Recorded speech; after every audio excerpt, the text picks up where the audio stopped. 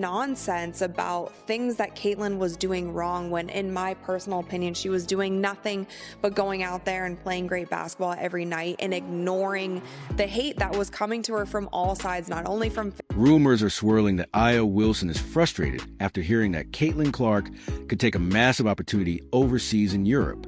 For Aya, who has openly pushed to be Nike's top star, the idea that Caitlin could earn more abroad has sparked tension. All this noise about Caitlin doing things wrong doesn't make sense, because night after night she simply plays great basketball while blocking out criticism from every direction. Fans, players, even parts of the league. A'ja Wilson, 28 years old, 1,000 points in a regular season. Why is that not the biggest story out at the moment? Exactly. Why are we talking about Caitlin Clark? Why when A'ja was releasing the shoe were we talking about Caitlin? If Caitlin goes abroad, she instantly becomes the highest paid women's basketball player in the world. Something that clearly doesn't sit well with Aya. She believes being MVP should guarantee her the spotlight and the biggest opportunities. Yet the conversation continues to shift toward Caitlin Clark, even when Aya hit milestones like 1,000 regular season points. The question remains, why is Caitlin a headline every single day? Now commonplace where she'll go for 26 and 12. I mean, those are great numbers for any player, no matter how long you've been in the league. She's learned how to play the game, and she said, I had to learn how to play the WNBA. Even when Aya launched her new signature shoe, media attention wasn't on her. It was on Caitlin. That's because Caitlin has brought more sponsorships, higher ratings, and record-breaking attention to the WNBA. Still, jealousy continues to grow within the league. And honestly, this is exactly why Caitlin may feel the need to leave. You guys take a look at the stands. All the seats, even the courtside seats, are empty. Look at the Fever without Caitlin. She's already the type of player who routinely puts up 26 points and 12 assists. She openly admitted she had to learn the WNBA way, and she's learning fast. Before she arrived, WNBA arenas were empty. Now that she's here, sold-out crowds follow her everywhere. That effect is undeniable. 4 moved home games to bigger arenas when Indiana came to town to accommodate more fans. I'm not finished. Attendance for the entire league is up nearly 50% this year, and Indiana leads all teams with an average attendance of 17,035, up 319% from a year ago. Her impact changed the entire league. For teams moved home games to bigger arenas just to fit the crowds when Caitlin came to town. League-wide attendance is up nearly 50%.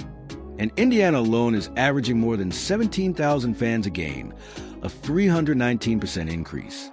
Caitlin didn't just boost the WNBA, she revived it. Went from being one of the most loved teams in the WNBA to being riddled with so much drama this season. A'ja Wilson was under fire last week for the privileged comment that she made to Kelsey Plum. Aya's frustration largely comes down to money and recognition. Salary often equals respect in professional sports. Aya has spent years building her brand, but Caitlin's rapid rise threatens that spotlight. Caitlin is not just competing. She's redefining who the face of women's basketball is. Agree with it.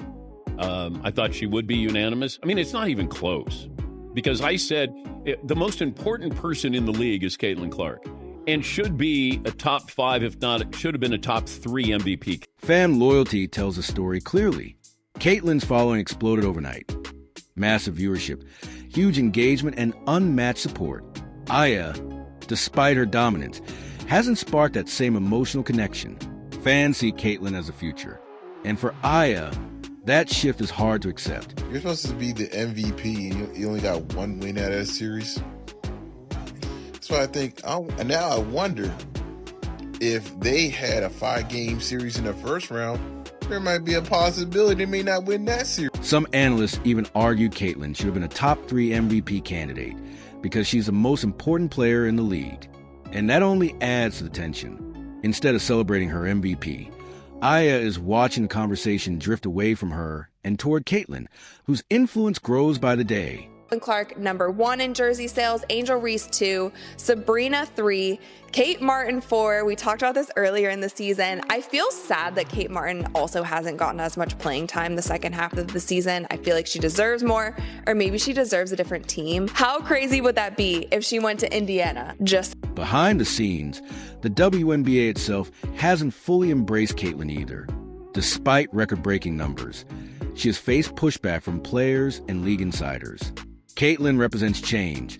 She challenges the old system, fights for better conditions, and isn't afraid to use her voice. That makes her a target. The paying customer, the audience, didn't feel that way. They did not give a damn about the WNBA. Is that fair to the ladies? No, it isn't fair. But they're the paying customer. You don't tell them what they want. They tell you what they want. And they really were not feeling the WNBA to the degree that they're feeling the WNBA now, obviously because of Caitlin Clark. Her work off the court is just as big as her performance on it. She pushed for charter jets, better working conditions, and fair compensation. Yet instead of celebrating her efforts, critics accuse her of disrupting the status quo. The divide between players who welcome progress and players who fear change continues to grow. This is expected of Caitlin Clark. She's supposed to be great. She's not the Rookie of the Year. Angel Reese is, because that's a surprise, which to me is wrong. Should LeBron not have won the Rookie of the Year because he was supposed to? If Caitlin leaves for Europe, the WNBA loses its biggest ratings driver. When she plays, viewership skyrockets. When she's absent, the numbers dip. Without her, sponsorships, fan engagement, and visibility will drop. And even stars like Aya Wilson will feel the impact. Europe could offer Caitlin financial freedom and peace away from the negativity she faces in the league. LeBron James had tennis shoes in his rookie year. He didn't have the fraction of the impact on the NBA that Caitlin Clark has had on the W. Her move overseas would be a turning point for women's basketball. Europe is becoming a hotspot for elite talent, and the WNBA must decide if it will evolve or lose more stars. Whether she stays or goes, Caitlin Clark has already changed the game. And as we watch her continue to rise despite constant adversity, one thing is clear: greatness is on the way. People were so bad, they got the number 1 pick. You gotta be bad to get the number 1 pick. And she led them to their first 20-win season in almost a decade. She led them to the playoffs. I mean, the girl deserved the award. Many players have spent their careers trying to earn the recognition Caitlin gained in a single season. That naturally creates jealousy and resentment. Caitlin didn't just rise, she skyrocketed. And for players who felt they earned their place through gradual respect, her sudden success feels like a threat. This is the real reason so many players misunderstand her.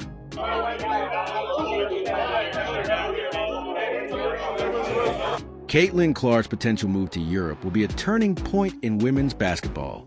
Europe offers massive salaries, international visibility, and relief from the negativity she faces in the WNBA.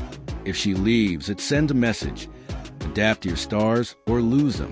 Whether she stays or goes, one thing is undeniable: Caitlin Clark has already changed the sport forever.